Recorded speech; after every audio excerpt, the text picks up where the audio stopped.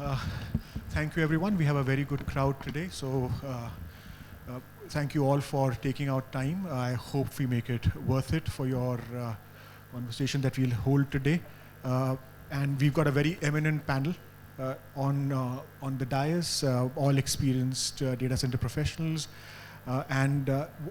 When we were planning to organize this discussion, the only input that I got from the other of my colleagues was, let's not call it gigawatt dreams, let's call it multi-gigawatt dreams.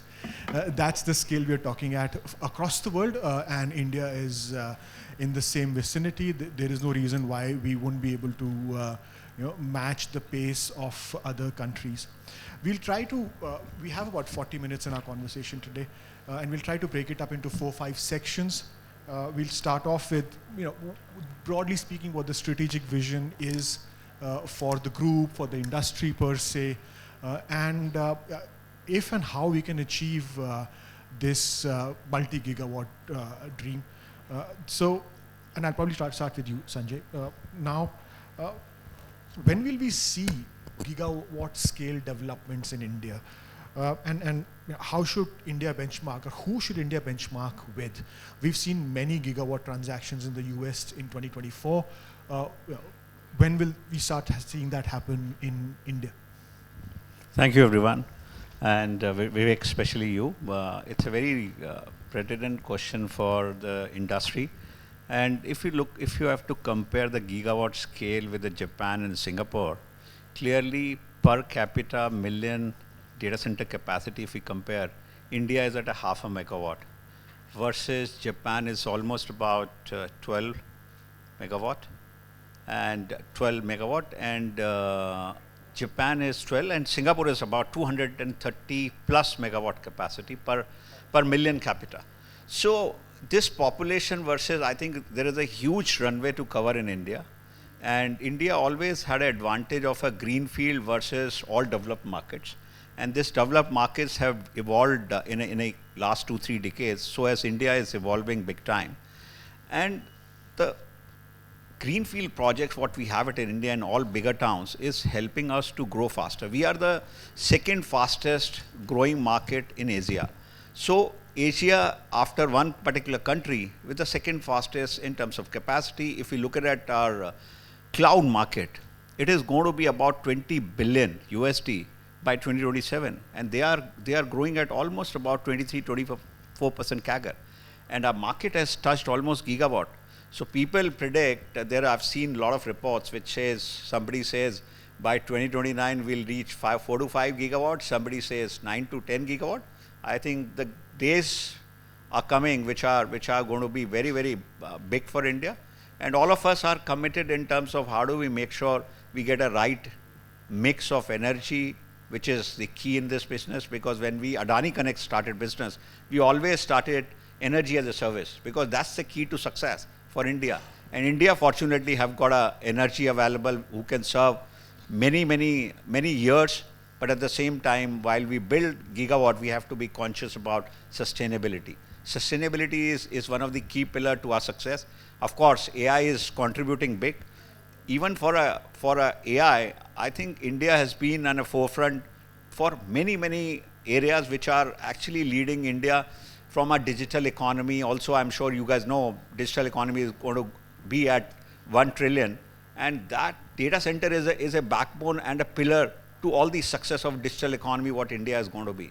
So we are at a right place, right time, and our success is dependent on how do we evolve, what do we do. I think within this room and outside this room, people are evolving, all of us are learning.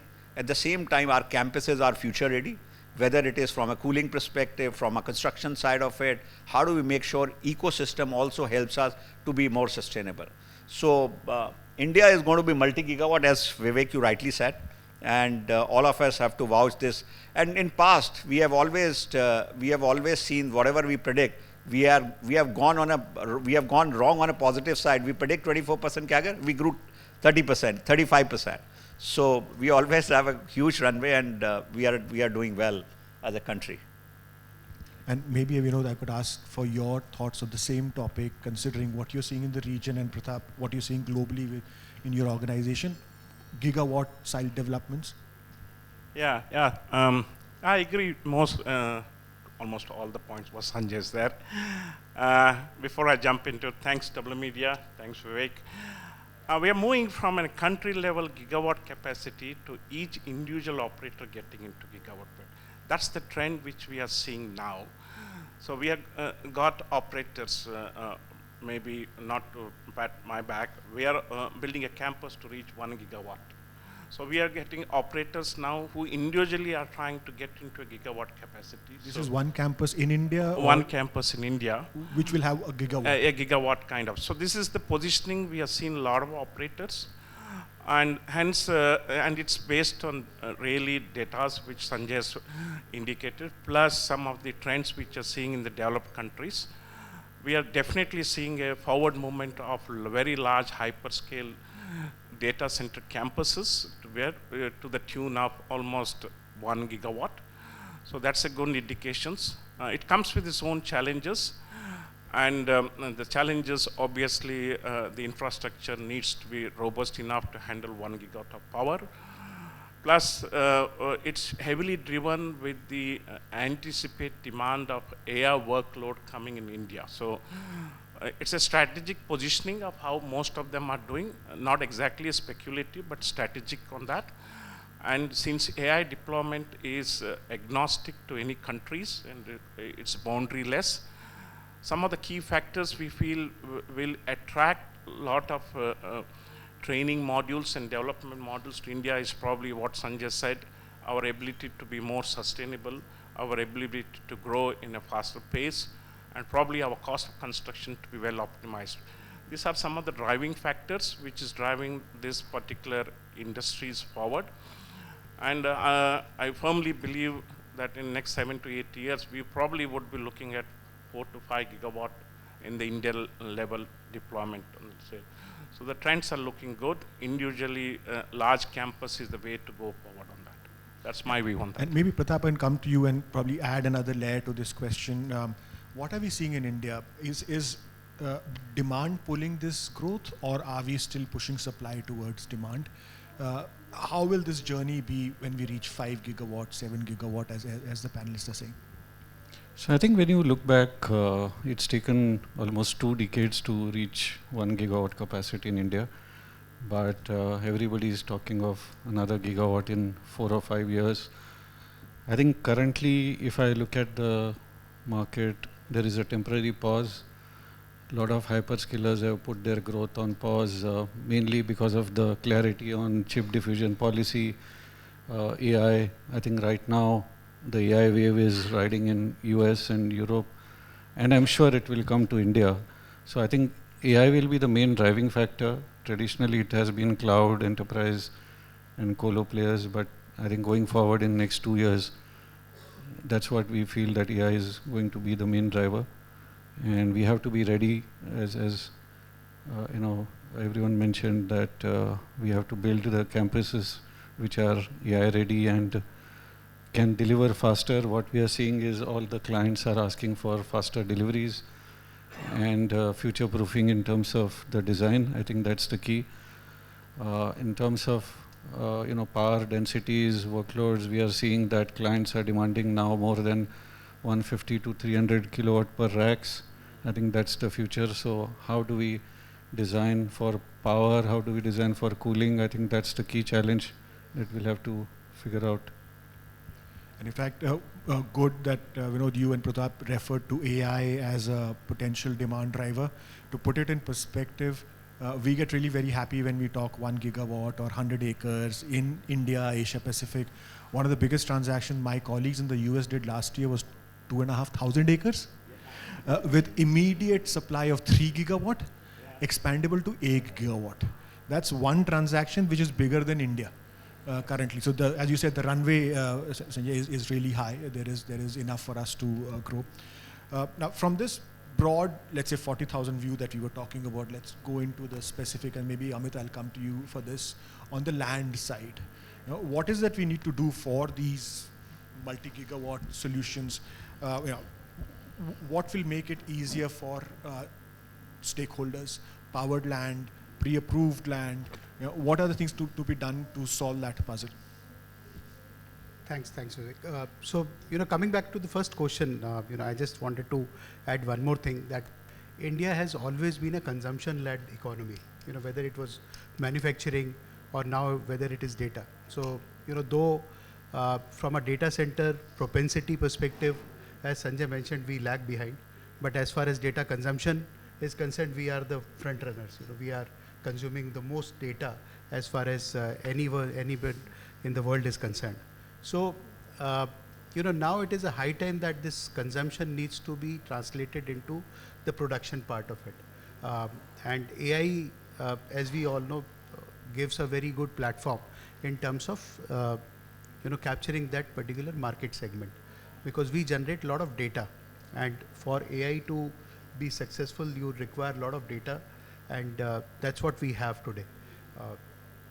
We are missing one more part in the whole ecosystem, is the network part.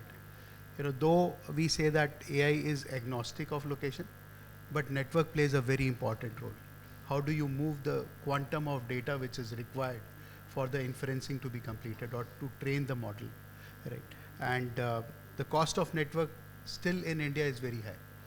So that's the reason why we are not seeing that there is a lot of demand which is coming from outside for the AI thing to happen. But as such, AI mission that we are talking about will add on to the requirement. Second question, the second part of your question in terms of the land or what are the conducive things which are required for making this happen. I think in the first panel we heard that the densities are growing to insane levels, right? In a 13,000 square feet, if somebody is talking about 10 megawatts expandable up to 20 megawatts, the relevance of land will, or relevance of infrastructure space will reduce. It will be more power driven. Like what Sanjay also mentioned, that when you come with a background of power, when you come with the innovation in terms of power, or when you come with more green power as an option, that will be more conducive to take this initiative more. If you see from a cost perspective also, the cost of power will contribute almost like 60 to 65% of the overall cost of a data center in a running time. And if you can bring down that particular cost, if you can get those particular levels down, that will fuel the demand of bigger campuses of data centers. And that's what players like Adani, players like Techno, who have been working in the power infrastructure space. We can bring that particular innovation where the new ways of delivering power, delivering the quantum of power is required, that we can bring in, and which will be aptly supported by the new cooling technologies, which will have more density and then less dependency on the space required for the data center. Yeah, thanks. In fact, when it comes to power, people don't realize that India is one of the rare countries which is power surplus. It's very good in terms of green power. It's very good in terms of future upcoming power which will be green. And the power costs are one of the most competitive, at least in Asia Pacific, where I have some amount of visibility. So we tick pretty much all the boxes as a country from that perspective. Okay.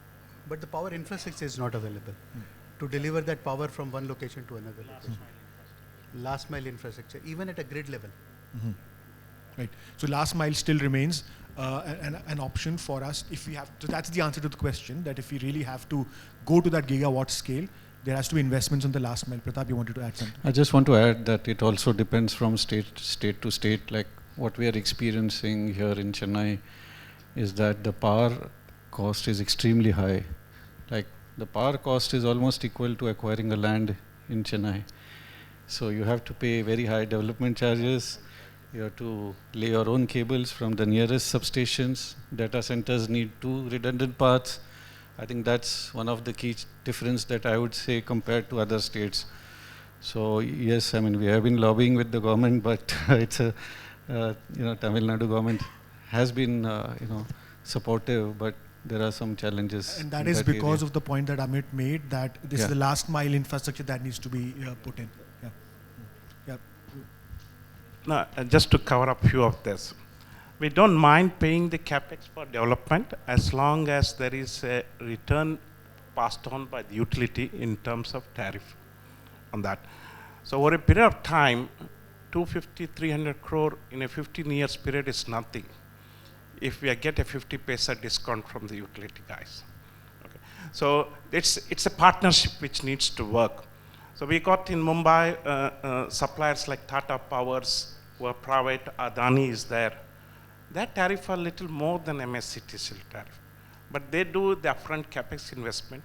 The economics are same. Whether they do upfront, they record in terms of utility cost, or they ask us to put it upfront and give you kind of a benefit. So either way, from a data center perspective, I think we must be open to invest upfront because we are heavily power consuming industry, and our payback rate will be extremely faster. If we do, what is missing is besides investing, we're not getting that kind of concession expected from the utility. Concession could be in terms of few things, not just on the tariff. Concession could be give me power connection in 6 months instead of 1 year. That 6 months power connection will lead to my revenue.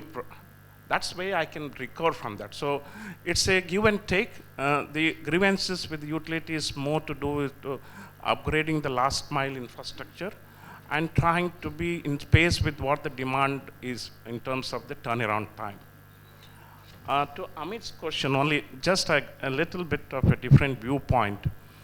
I think the gigawatt campus will be campuses which are 100 acres plus. Beyond a point, you will not be able to build very high density to take care of this large requirement. So there is a threshold to which you can densify and get a lot of capacity within land parcel. After the threshold is passed, you get stuck into something as uneven distribution of power and infrastructure. So the global trend we are seeing is if you are looking at a 1 gigawatt campus, you probably need to have 100 to 150 acres there. That's how it is going to happen, and this is how you will be able to modularly construct the data center, ensure that your capex is well distributed. Data center will go back to low height, maximum G+1 infrastructure, because the land cost is insignificant to what you're going to put in that 1 gigawatt there. So the trend, Amit, this is a little different view from what you said, but I agree with what you say also. The trend is to large campuses and large areas, modular constructions, each of them probably about 20, 30 megawatts, hundreds of buildings, each infrastructure there, built in a way that quick turnaround, just-in-time capex installation, just-in-time power upgradation. This is how I feel the whole thing will work. So from a land puzzle perspective, Sanjay, before I come to you, which means areas or clusters which can solve this 100-acre plus requirement are the ones which can eventually attract this kind of a... Yeah. No, absolutely. As Vinod rightly said, this gigawatt campus have to be in multiple of hundreds. And for getting a land, of course, I'm sure you guys will understand the mathematics. If let's assume 100 rupee a capex, the land contributes only 5-6 rupee. So 95, 94 rupee is something else, which is core and shell and your MEP part of it. So of course, we have to have a land and right land. But from a energy perspective, there are views, of course, emerging, different type of views. We go back to authorities and a state to ask for a discount, whether 50 paisa discount or a rupee discount or 2 rupee discount. If you look at their balance sheet, they are really in trouble. They have real challenges in life. So do we really ask a discount to them, the person who has got a problem in his house, and we ask for the discount? I think clearly the kind of infrastructure what we need, it has to be more stable and it has to work for us, whether two substations or infrastructure built by them or us, it should serve what we need. I think our ask is more on a non-financial side than a financial side. As far as India goes, our green energy, what Vivek was saying, clearly India has evolved in last couple of years as 200 gigawatt of green energy. And we are going to reach about, by 2027, we are going to reach about 500 gigawatt of power. And where our data center is needing only 2%, and it may grow up to 8% in some by 2030. So we are growing. At the same time, our infrastructure is also growing. Wherein, like, I'll talk about Adani Group. They have committed 45 gigawatt by 2030, and they are already having a 25 gigawatt of infrastructure available. And this infrastructure helps you to have a right mix of energy, which is solar and wind. And of course, how do we make sure during the non-peak hours, how do we get the backup? And the backup is very critical. Our customers looking up to India when you have got a good amount of power. How do we make sure we are able to give them from 50% to a close to 100% solution which can give you green energy?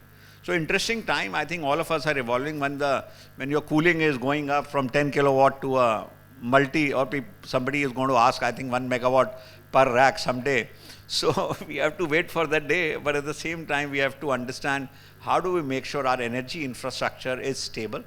Not a discount is important, critical, but I think that's not the point. Point is our energy is stable so that our customers are able to perform. Customer centricity is also equally critical from an India standpoint. Under commit, over deliver. This is also one of the key mantra. I leave it with you guys to dwell upon, because what happens when customer looks at India, they need safety very clearly. They need what you're committing, timeline you're committing, you adhere to those.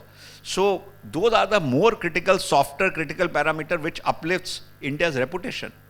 Of course, technically anybody and everybody can build data center 1920 here and there, but ultimately what happens, what you're committing, what good intent you have, we have to demonstrate again and again. This becomes a repeat, so that this 4 gigawatt or a 10 gigawatt mission is really achievable, and all of us work together to make sure India's reputation and digital economy is actually whatever number we are saying, 1 trillion, it can surpass very easily. That's important, because this is the perception across the world that if the Japanese government is saying, I'll give you 50 megawatt in June 2027, it'll probably come by May 2027 and they'll stick to it. And that's what everybody makes their business plans around that, and they're successful. That's probably the target for all of us and the government and everybody else, to achieve that. The perception changes for India on that as well. Now, this is the environment where we are operating. Let me come to the difficult part in terms of land. What are the blind spots? What are the challenges that you face in terms of acquiring or things related to that? And maybe Pratap, I would start with you on blind spots in terms of SAT acquisitions. What could be improved there? So I think data centers are looking for land which is in a secured zone where there is abundant power, fiber connectivity. So I think, and obviously we do risk assessment and so on. So I think there are very few land parcels in the market. Like, just to give you a perspective, it took us 2 years to seal a deal in Chennai. It's extremely difficult for everyone. I think taking land from government probably is a little bit easy, I would say, but that's more in Siruseri and other areas. So I think land remains a big challenge for everyone. Getting at the right price is also important. And, it's been a huge challenge. A clear title, with a clear title and all, is difficult. And maybe Amit, I could come to you, because you, from emerging market, you're doing a lot of edge-related work and stuff. So what are the challenges or the blind spots that you're witnessing? So, Vivek, I would like to put one point that the industry thrived despite of the challenges. The most of the challenges were there in Thane Belapur Road in Mumbai or in Chennai in Nambatur, but the industry thrived there. So industry finds its way in terms of finding the particular land parcels. As far as in Class B, Class C cities are concerned, finding land is much more challenging, because you need to have clear titles. The land should be without any litigation, and in these small cities, because of the inherent ownership of the land, the multiple ownership of the lands, it becomes little difficult. And that's the reason why when we started looking out for the edge strategy, which is very important for today in India, we tied up with RailTel because railway has one of the largest land bank parcel, and they could supply us with the land in multiple locations. But coming back to the question in terms of the land, the ownership, the clear titles, and the overall permissions which are required for setting up the data center is still time consuming. Though we have at multiple levels, at state level we have single window clearance and all, but still it is a lot of time consuming things. Then power availability at that particular site also becomes a challenge. So a due diligence in terms of fiber availability or the network availability, power availability, and the clear title of the land.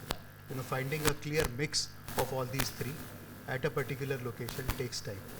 And as we were discussing, right from the identification to taking the permissions and building a data center on a large scale format, it takes about 30 months time frame, which should not take more than 22 to 23 months of time frame. This 7 to 8 months are wasted because of getting those permissions, getting those clearances. So that needs to be improved further. There needs to be some nodal agency which should be responsible for getting those. In fact, I should make a clarification here. Acquiring land is difficult in most countries across Asia Pacific. It's not straightforward. Land is close to everybody's heart in the Asian continent, and it's a challenge. Now, every country has their own peculiarity, so one has to go around that. And I think, but the most important point you mentioned is the timeline, the turnaround time. That can be squeezed and returned, because a lot of Chinese hyperscalers in Johor are doing this really fast because of the support and the processes, the timelines that they have. Now, we've spoken about power as one of the biggest drivers for data center. And Sanjay, I'll probably come back to you.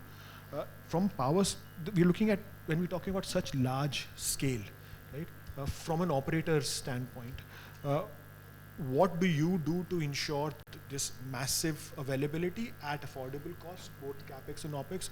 What is how's the world changing there? So, from an India perspective, couple of things.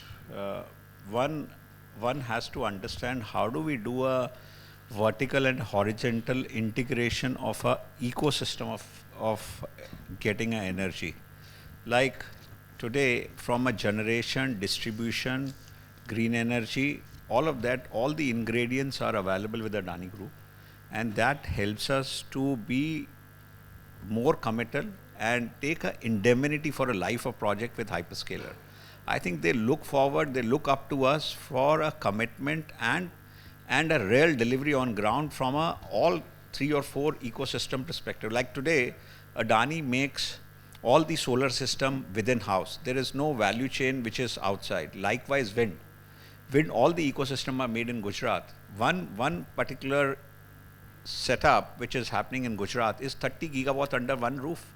So when people go and see this kind of infrastructure, they actually they see India is really going up to a different level, which they don't see it in the Western world. So while we commit energy to a customer, clearly master planning is the one which plays a key role. All of us spoke about the land. I think buying a land is easy. Doing it like when we buy a house for ourselves, buying a house is not that difficult, but making a house is that very difficult, where it takes 6 months, year, 2 years to make our own house. But at the same time, it is relatable to our data center when it comes to permission, when it comes to dealing with partners. How do we make sure the testing, commissioning ecosystem becomes very robust, and how do we get this global expertise in India so that our people itself is able to learn from those global practices which they evolved in the last couple of years. So that's the reason in AdaniConneX we have sent 80% of our people have gone to Dublin, Amsterdam, Frankfurt to go and see the real, how the planning is done. So master planning is one piece which is very key while buying a land. Clearly that is one part. How do we make sure design is a cookie cutter approach? When one project is done, at least 70, 80%, 90% of the design is just copy paste. Of course, customer also comes with their own requirement, but at least fundamentally, we know what are we supposed to do. Like we evolved from concrete to steel. Now everyone is talking about prefab. A prefab is something which is really gives you a lot of stuff, save cost, save time, and from a perspective value chain which helps you to be more sustainable. So this is one piece which India is evolving from concrete to steel and then back to a prefab. Likewise, MEP company, recently we have acquired almost 80% stake in one of the company who's civil led. We are making sure that company is fed with the MEP so that GC itself is capable to manage end-to-end projects. I think these kind of partnerships and collaboration which are helpful to our customer, so that customer centricity, when we loosely say, is actually we are demonstrating that word is getting into action, and more gigawatt project, what everybody, Pratap, Amit and Vinod said, how do we make sure we also evolve during this journey and demonstrate to our customer, yes, we are making a shift. It's not about 100 to 1,000. When we have to do 1,000, we'll get only 24 months or 22 months. Either we keep saying somebody outside is going to solve that, or we ourselves solve that. So our actions are seen very positively by all of us. I think my compliments to all the people are sitting in this room. Everybody is contributing to this journey. And that's the reason India is growing at a much faster pace than expected ever. Yeah. And sticking to power and sustainability, and Vinod, I'll probably come to you. Can India really build like a net zero ready data center? And without compromising on costs and timelines? Is that possible? Yeah, it's a difficult journey, but yes, it is possible to get into net zero, and it's no longer is going to be down 5 years down the line. You will no longer be given a choice. You will be compelled. You will have developed countries imposing restrictions on all your carbon footprints. At present, it's all products. Tomorrow, it will be services. So I don't think so we are going to have any choice in trying to saying, yes, I will be there, I will try to be there.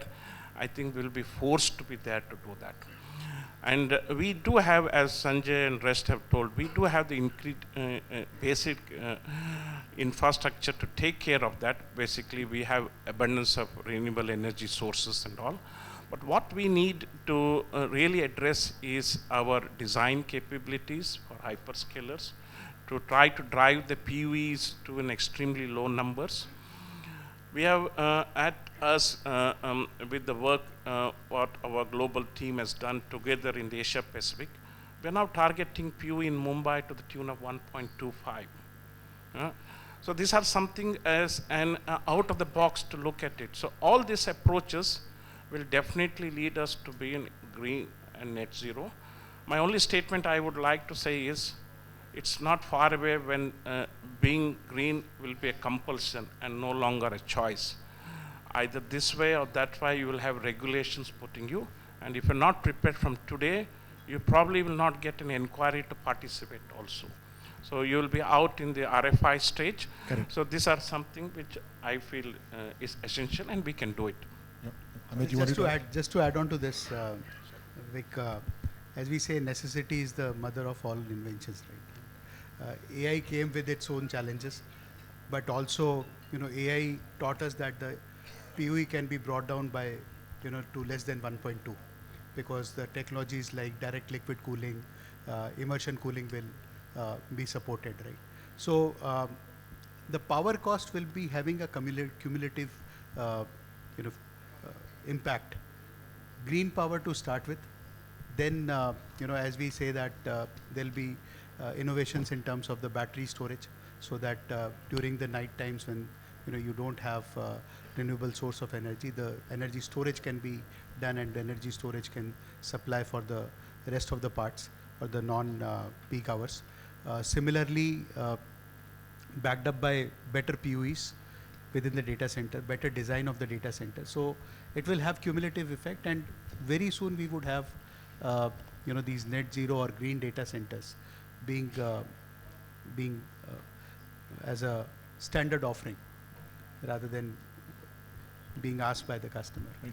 Sanjay, you wanted to add to this as well? So what I was saying, we are, as RFI comes and RFP comes, I think today also we can give 100% solution, but those solutions are paper-based. But ultimately, what all of us are discussing here, how do we get a traceable electron which are done really actually on ground.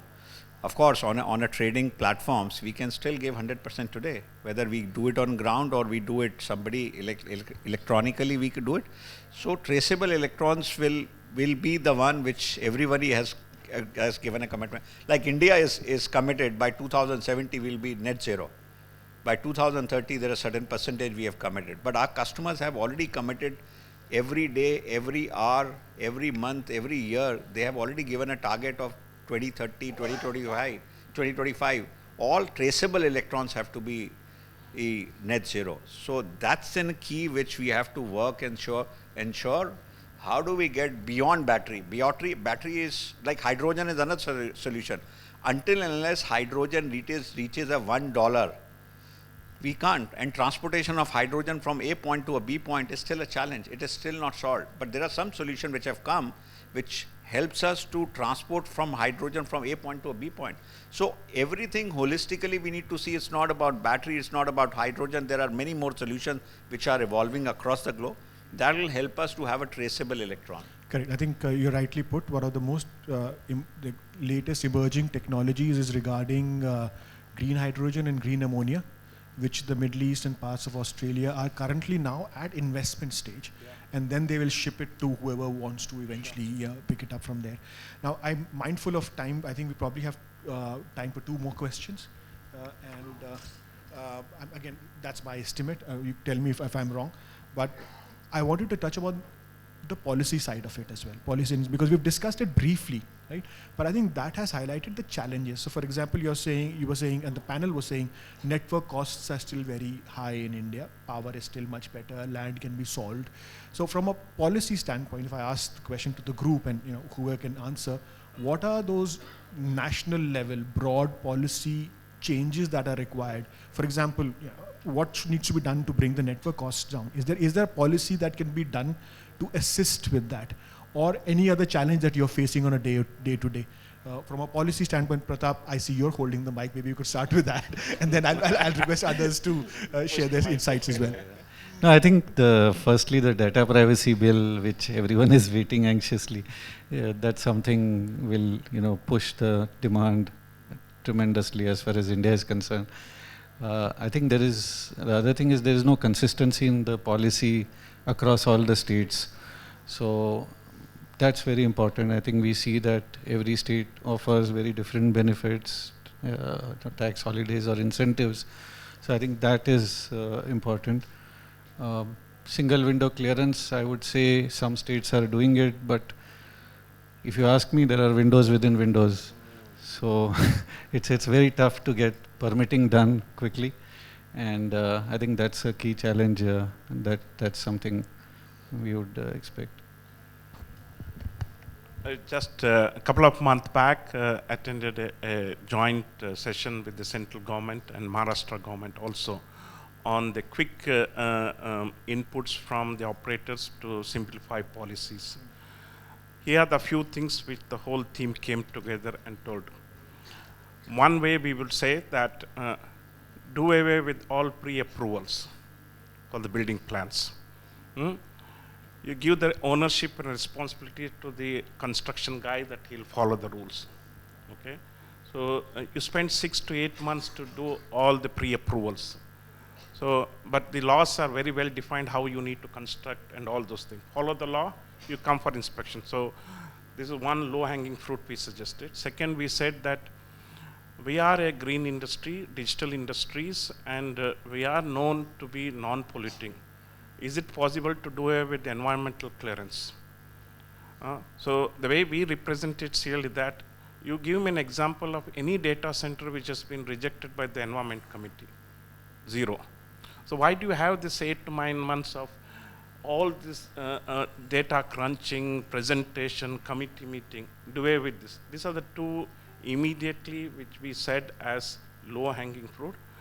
Third, we said that what we said is power. Is power. Please ask the power ministry to sanction some additional capacity upgrade for substation itself well in advance for that. So this is few of the low-hanging fruit. Besides that, what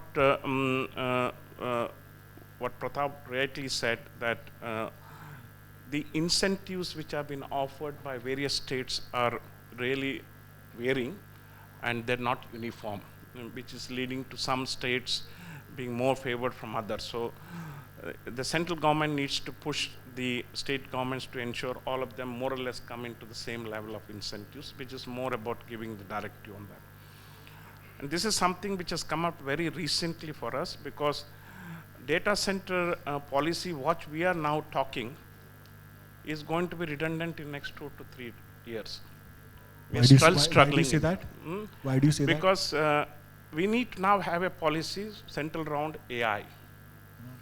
So what we need to now look from the 5 years down the line is, how do I integrate government's AI mission into data centers? Who are the key players? Government's AI mission, self-built, data center operators, power generators, renewable energy generators, and key telecom guys.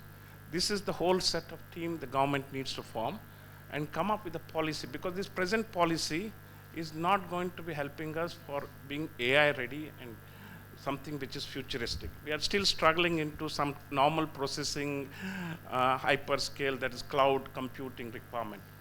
But if you think now, by next 4 or 5 years, we will have some policy which are clearly centric around the AI. So that's what is my view strengthly, that you build on the AI mission, which the central government is driving very well in terms of PLI schemes and all, and incorporate the data centers requirement. Consider data center as a key enablers to meet your AI mission. That's what the government needs to look at it. So I feel the present policy, good for a low-hanging fruit, not sustainable for a long time. That's my view on that. So we have evolved in the last 3 years big time on a policy side. And if you look at many states, what they had, what they have now, so it's a chicken egg story. So if you look at India, India still stands very, very tall on 2 parameters. One is in terms of when it comes to AI skilling, India is the best and having a maximum skilling, and that's the reason whole world is looking at India to adopt AI. Likewise, startup ecosystem, we are the 3rd biggest. Why? Because what has happened is in last 3-4 years, all the policies evolve with the time. When I say chicken and egg story, when we see the huge, massive data is going to be served in India, like India's data center, 70% people claim 70% data is still going out. While we have so much of capability, I think clearly the policies, what Vinod said, it makes a lot of sense from an AI perspective or a code perspective. Clearly some of the areas should eliminate, because EC was never rejected. But at the same time, can I build a data center which is enough and reliable wherein I can eliminate DGs in life? So that confidence building has to be done by us by demonstrating such kind of uptime, such kind of reliability, and taking an indemnity, I'm repeating it, so that customer and a government also start believing in is walk the talk, so that everything goes with the time. So I'm sure with the evolved time, this time frame is 4 to 6 months. It was year, now it is 6 months. Maybe someday it will become 3 months, and someday, as Vinod said, it'll go away.